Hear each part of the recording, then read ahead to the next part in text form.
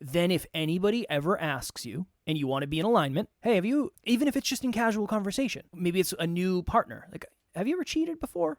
So I'm just going to lie and say no? And then so now I'm lying? Now I'm a cheater and a liar? And I never, ever wanted to do that. There are certain things you just can't come back from.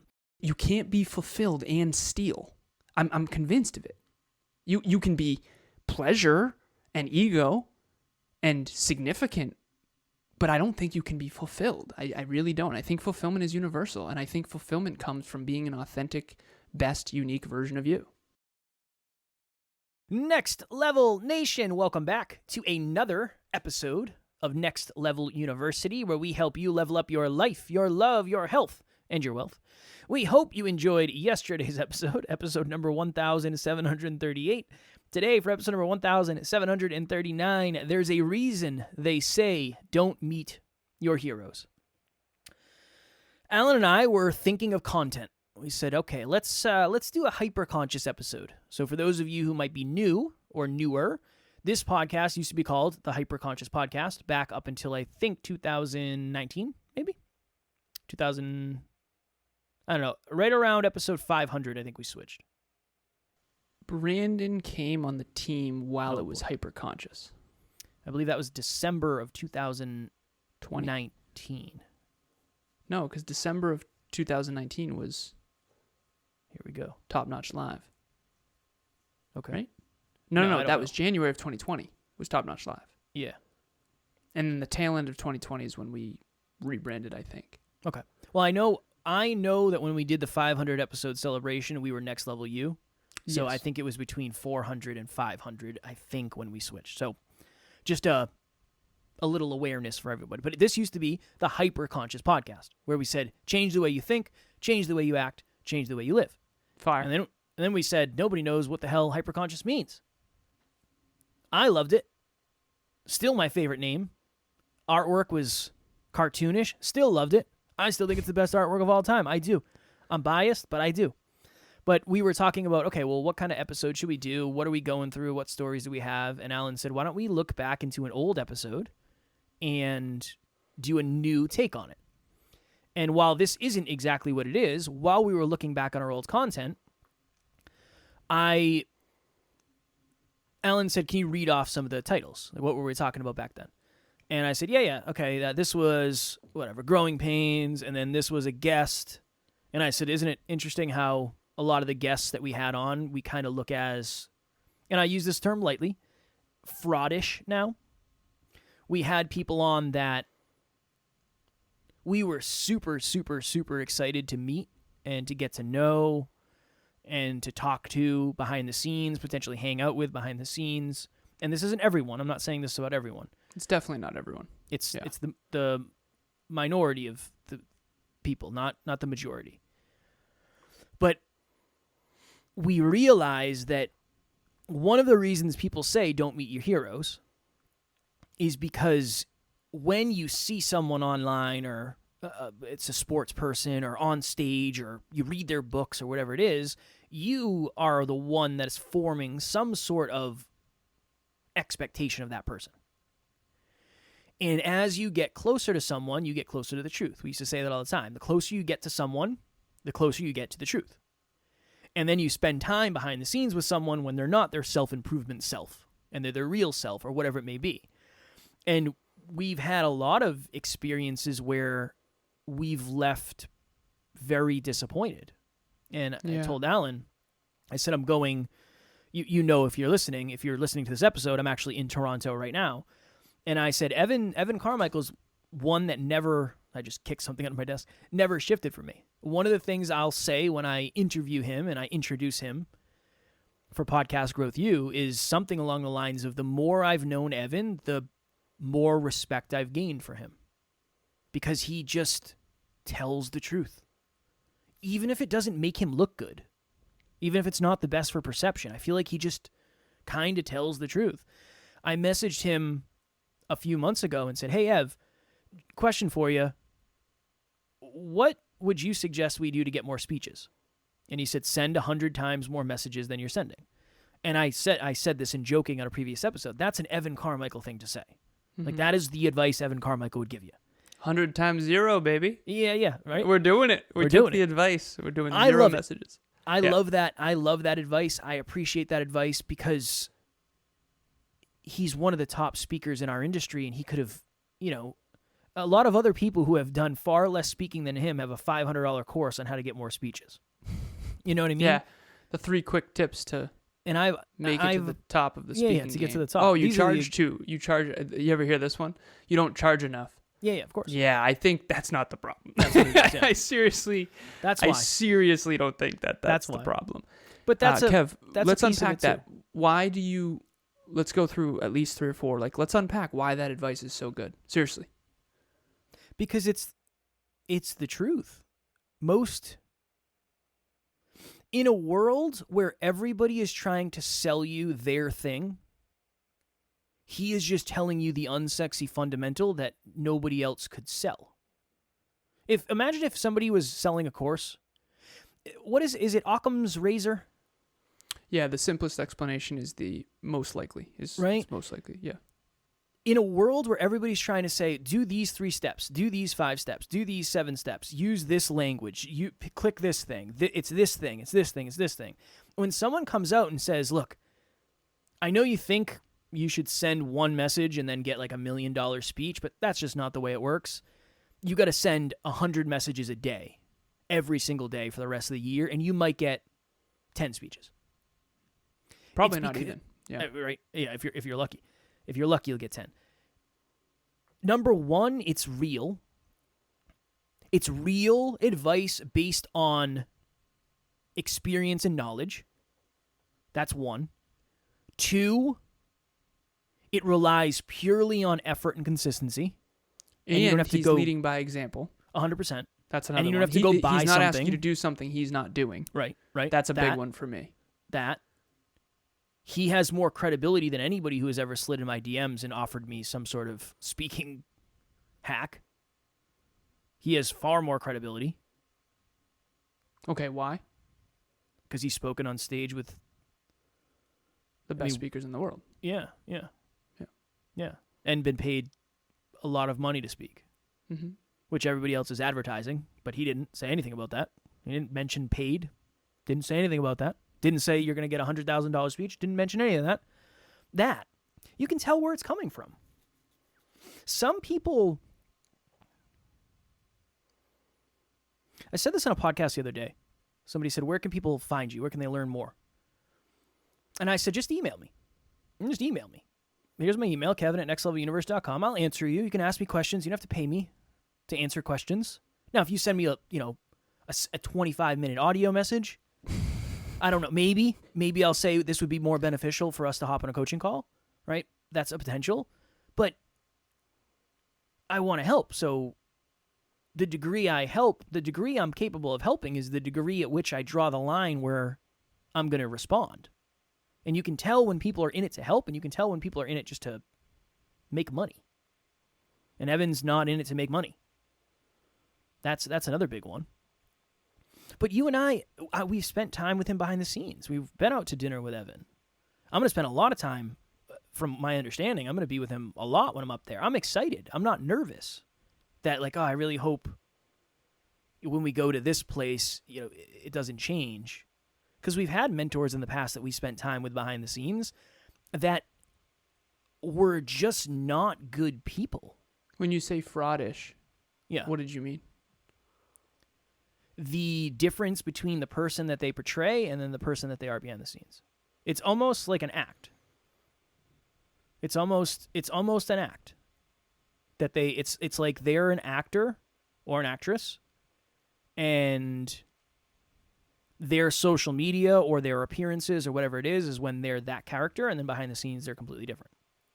Now, look, I'm not saying that I'm the same exact person that I am on this podcast on a Sunday morning with my wife. I'm not saying that. Right. I'm not saying that. But the delta is not that big. Well, my morals and my ethics and my values are the same. Yeah. That's really what I'm saying is I'm not I'm not toxic when I'm not on the microphones. Do I kid more? Sure. 100%. Do I swear more? Yes, 100%. Yes, I do. I do swear more when I'm not on the microphones, but not like a drastic. Yeah. I might throw an F-bomb out more often because it'll be funnier if I say the thing that I'm saying with the F-bomb. In fairness, right?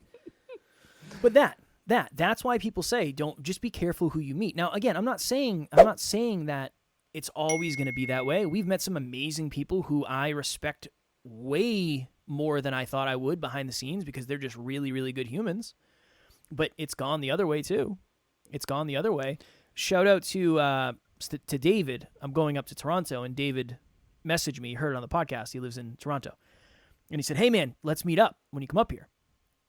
And I told Alan, I was like, I'm going to try to do it. Maybe we'll be able to get a lift in. I don't know what my schedule is, so I'm a little bit nervous based on the amount of time I'll have, but I'm going to try to lift while I'm there. I might as well get a lift in. And I'm super excited to meet someone from the community.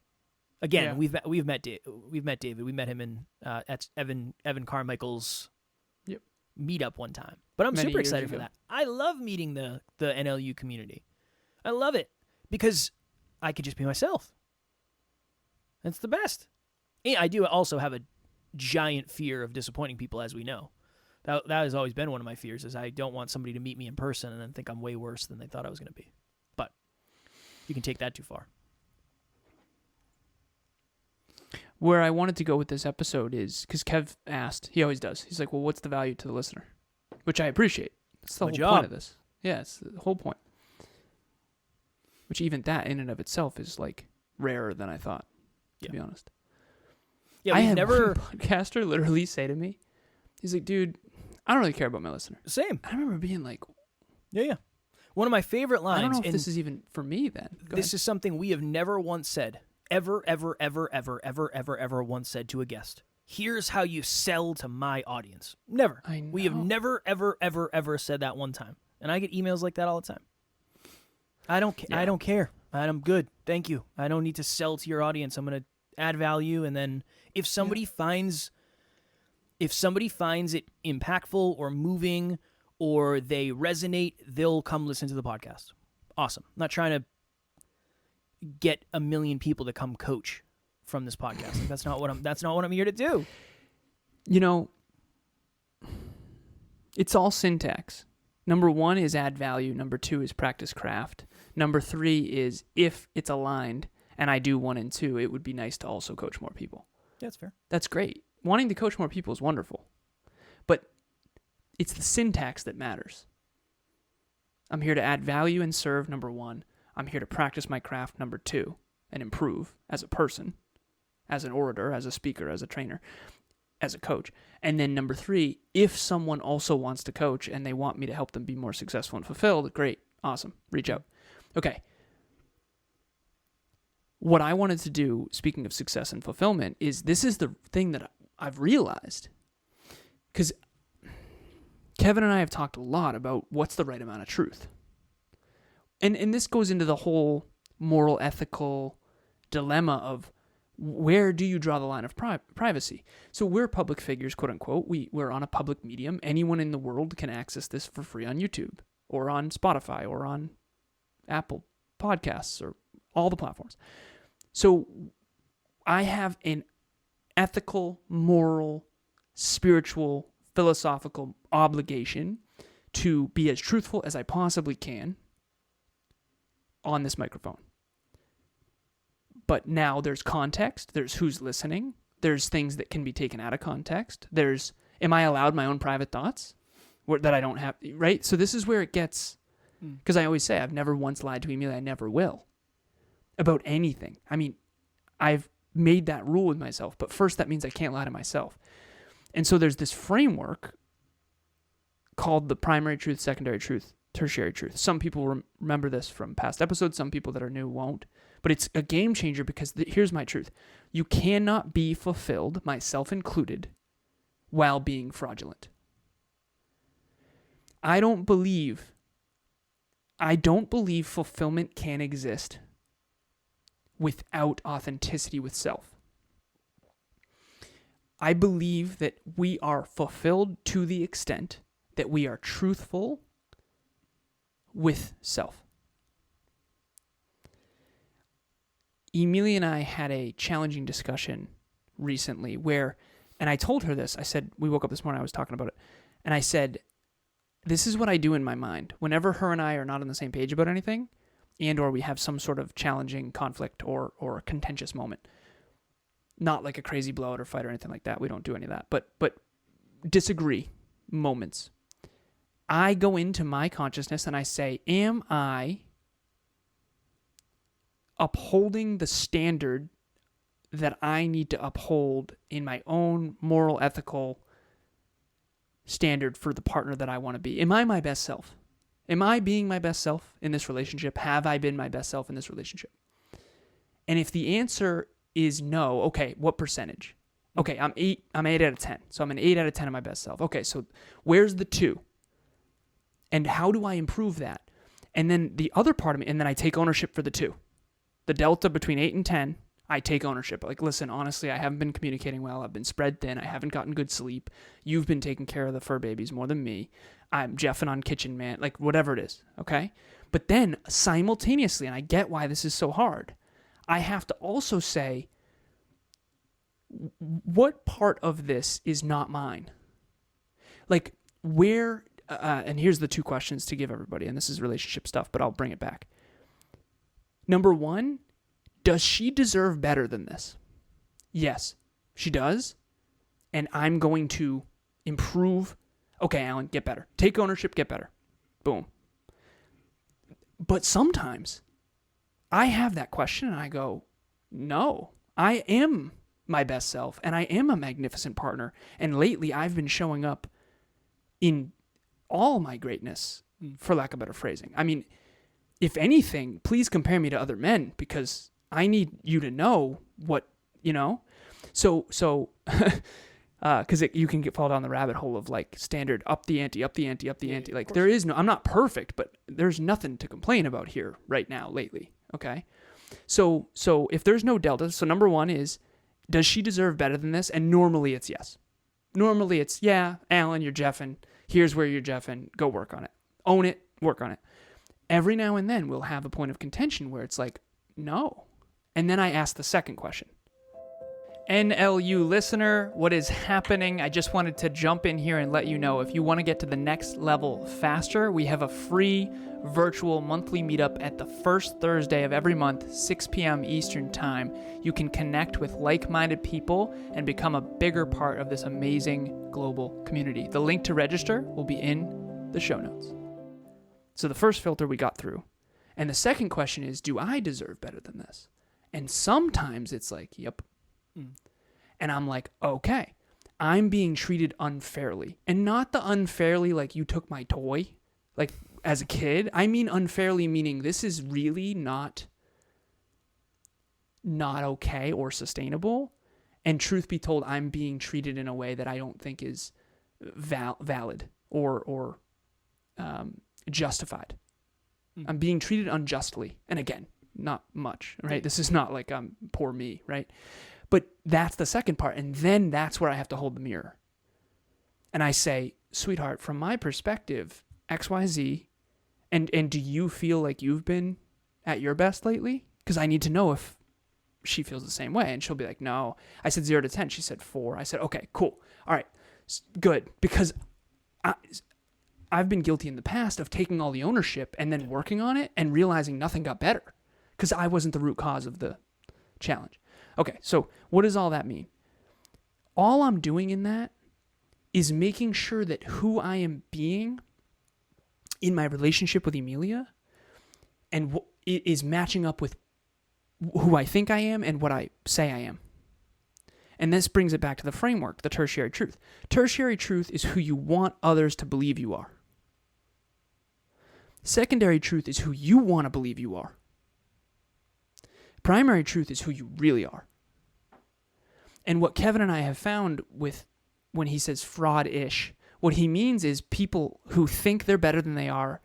It's basically this. People who say they're better than they are, portray they're better than they are, then they think they're better than they are, and then we get behind the scenes and go, whoa, there is a hell of a freaking delta there. Yeah. Now, we're not expecting human beings to be perfect, genuinely. Like, I've not always been perfect by any stretch of the imagination. I'm not just saying that because I want you to think that I know that. It's like, I'm not kidding. The amount of humble pie I've eaten in this lifetime is ridiculous. But that's what true energy is. Humility is, honestly, I've been sucking lately. And that is life. And I'm going to go own it. And I'm going to go build from there and do better. Because Emilia deserves better than that. Or Kevin deserves better than that. Or our listeners deserve better than that. Not out of fear of I need to be what other people want me to be. But out of I'm going to take the higher road. And I know that that's what's best for the world and for me. In terms of fulfillment. It's not always what's best in terms of short-term success. Yeah. That's the hard part. That's why when someone says, what does success mean to you? It's like, well, it's different than it used to be. It's different than it used to be. It's not. I like nice things, and I value money, and I value possessions. I do. I want nice cars, and I want a nice home. I do. But not at the detriment of my morals or ethics or character or fulfillment. And honestly, sometimes I'm not as fulfilled as I'd like to be because I'm doing stuff that not that's unaligned or misaligned. It's just a lot. It's just a lot going on, and sometimes I put my fulfillment to the back seat of something else. I'm okay with that from time to time, but not morals and ethics. There's certain things you can never come back from. There's certain things. If you cheat once, you're a cheater. I'm not saying you'll cheat again, and I'm not saying you'll ever cheat again. And you're not saying that it's unforgivable and you're a horrible human forever and that there's no redemption. That's the extreme. You can redeem yourself and become a better person through adversity, right? Definitely. Yeah. When I was in high school, I came very close to cheating on one of my partners. Very close. Very, very close. It was designed so I could. And then I didn't do it because I thought to myself, it's not, it happens and then it's done. It's then if anybody ever asks you and you want to be in alignment, hey, even if it's just in casual conversation, maybe it's a new partner, like, have you ever cheated before?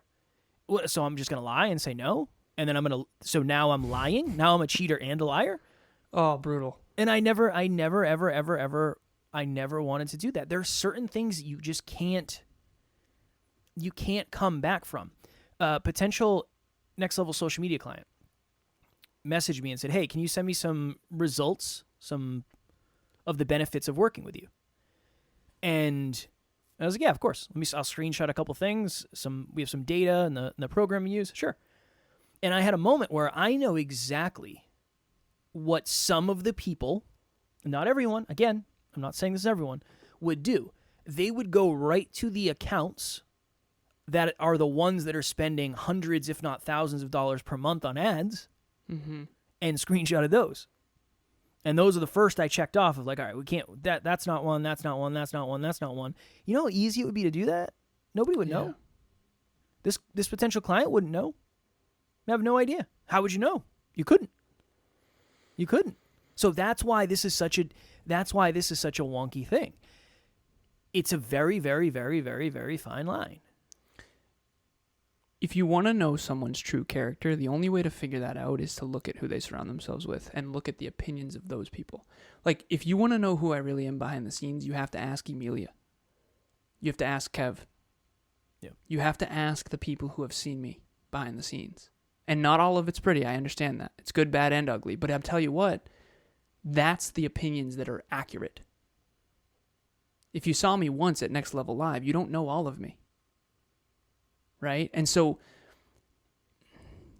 there's this one person who is a hero of mine in many regards and who still is. And I learned from a lot of different people in the space, and I've realized how naive I was in the past, especially when I got to the self-improvement industry, because I came from corporate where I saw a lot of shady shit. And then I got to self-improvement. I was like, oh, this will be different. Yeah, no, just as much shady shit. Seriously. Which is so depressing, by the way, but it's another episode. Where was I going with that? I was naive. Oh, yeah. One of the people, I still have like a list of, heroes, for lack of better phrasing, that have not yet fallen from the pedestal. And one of them, I now am smarter and I know what to look for. And he has this team of incredibly empowered, wonderful, holistic, heart-driven women. And I'm not referring to you, Kev. No, I know, Although I know we you're also have that. We do, which is so awesome. But if you really want to know who's a great leader, and I want to share this because this person's extremely famous. This person is super wealthy. And so I used to watch videos of this person, and I used to watch their content. And I'm really trying not to give this away because genuinely I don't want to. But Kevin and I met one of his team members in person.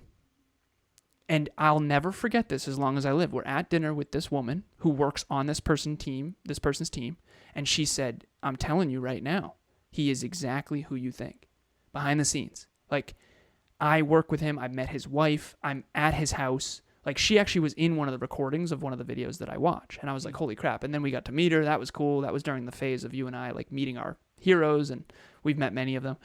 And this person's a wonderful human too. And she said, I'm telling you, everything that he says, he does. Everything he says to do in his trainings and his books and his stuff, he does behind the scenes. I've watched it. I've witnessed it. And now he has a way bigger team. I mean, back then, I've just watched it grow, but it's a lot of women.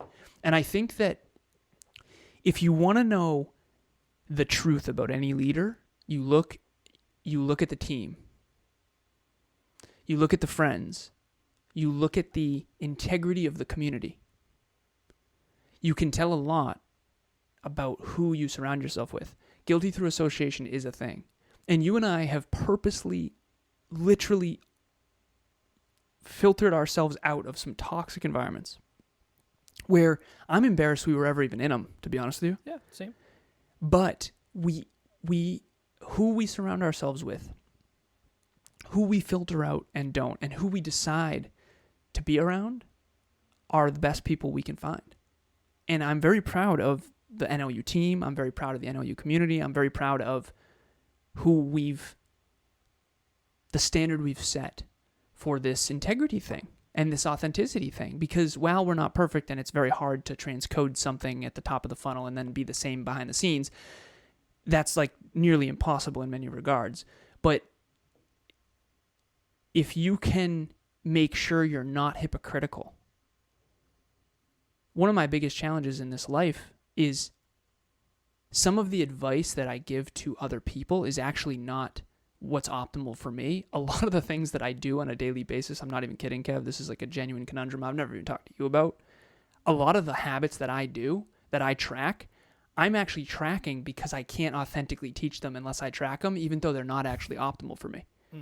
But they are optimal for me because my goal is to lead by example and help people. So it's like, but if I wasn't a part of a community and this integrity thing wasn't so big, I would do other things. Like, so for example, if you're out there and you've never invested your money, the last thing I would tell you to do is what Kevin and I have done with our money. Right. Like, putting all your eggs into one basket with one company is not intelligent for most people. That's why I would say that. Like, if someone comes to me and they do all the time, ask me for money advice, I don't ever say to do what we do.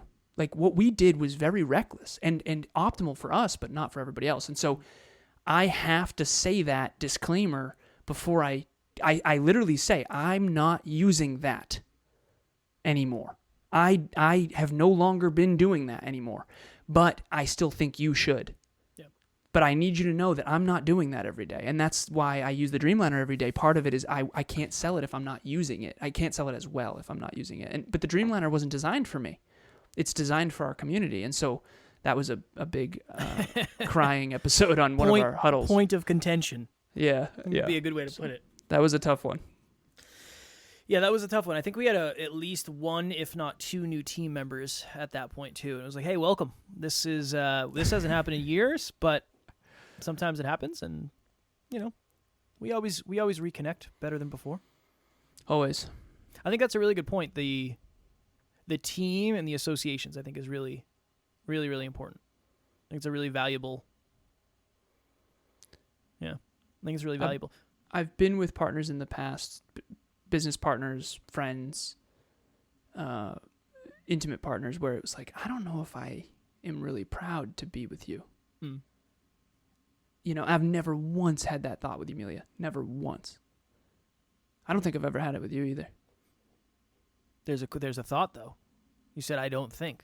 With her, it's more obvious because I've never seen her do an unintegrous thing in my entire life. If anything, she's more integrity-driven than I am. Mm. But, like, with you, I don't think there's ever been a moment where I've been embarrassed to be with you. To be a business partner with you. To be with you. I mean, we are legally tied at the hip, so we are together, whether or not. It's just a different way. That's it. I just... I'm gonna say that for me, Anything that laugh else? was indicative of something else coming. That was a very the laugh stopped, and then you looked at me. No, I think this is it, man. This is the thing. How do you? What is growth, right? You're imperfect, and then you raise your standard, and then you get better toward that standard, and then you screw up again. Yeah. And you try to become more and more of your true self over time. Yeah. Yeah. I don't want this to be an episode on judgment. This is the truth. There are still things about me that I'm not happy with. Same. I just haven't. I'm not fully unconditioned on those things yet. But that's something I'm working on every single day. So that really is it. At the end of the day, when you grow, you see things that you didn't see before. Yep. And that's awesome. But it also sucks sometimes. There's pain. There's pain associated with it. And sometimes the reason it sucks is because you're looking back and saying, "Wow, I can't believe I was blank, or I said blank, or I treated blank this way." So that's a piece of it too, right? We're not talking about that in this episode. I like to think we talk about ourselves and our failures in almost every single episode, but that's par for the course. And sometimes our mistakes are hoping someone is what we want them to be more than what they actually are. And that can be a very, very dangerous game to play. That would be the last thing I would say. One of my deepest pains right there. Yeah. For sure. I wanted to look up. Again, I think this stems from not having a dad. You're right. Everyone's dad is their hero, right? We saw some of that at the NLHF yesterday. I don't know if I'd say everyone. I'd say many. Many. And I think that at least growing up, and not anymore, but I used to want so desperately a hero. And and then you eventually become your own hero. And I think hopefully that's where everyone feels like they've gotten to. And if not, why? What would need to be? Kevin and I playfully joke. He's like, I can't not tell the truth to a detriment at times. Even the last episode when you said 7 years, I actually calculated to make sure it was 7 because I didn't want to spend the rest of our business career saying, hey, we spent every Father's Day together. We've been in business for 9 years, but only 8 years Father's Day. It's like I didn't want to have to explain it, but the truth is I have to. If that was the case, I would have to. So instead I calculated it to make sure it was actually true. And in the past, I've been guilty of embellishing. I don't want to do that anymore. I don't want to put sunglasses in my pocket and steal them. I'm done with that. I could not walk out of that Target when I was 18 or 19 or whatever age I was with a head held high. That stuff erodes your self-worth. It erodes you can't be fulfilled and steal. I'm convinced of it. You can be pleasure and ego and significant, but I don't think you can be fulfilled. I really don't. I think fulfillment is universal, and I think fulfillment comes from being an authentic, best, unique version of you. I would concur with that.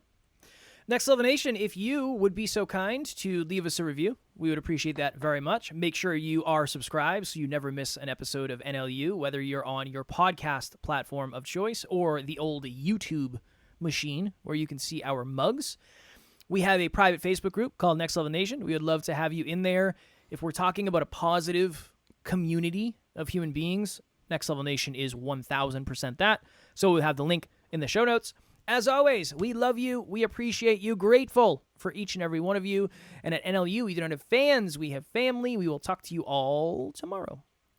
Continue becoming the best version of you. Next Level Nation.